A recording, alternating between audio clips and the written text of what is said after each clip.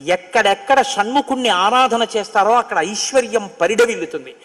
పక్కన ఉన్నటువంటి తమిళ దేశం, ద్రవిడ దేశంలో అంత ఐశ్వర్యం వచ్చింది, అన్ని పరిశ్రమలు వచ్చాయంటే కారణం ఏమిటో తెలుసా అండి? సుబ్రహ్మణ్యారాధన. వాళ్ళు విపరీతమైన సుబ్రహ్మణ్యారాధనం చేస్తారు.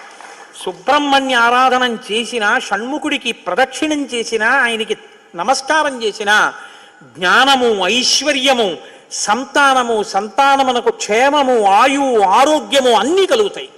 అంత శక్తివంతమైనటువంటి సర్గ ఈ షణ్ముఖోత్పత్తి సర్గ. అందుకే వాల్మీకి మహర్షి ఎప్పుడూ కూడా అసలు ఫలశ్రుతి చెప్పరు. కానీ ఈ షణ్ముఖోత్పత్తి గురించి చెప్పిన తర్వాత, అందుకే షణ్ముఖుడికి ఉన్న గొప్పతనం ఏమిటో తెలుసా అండి?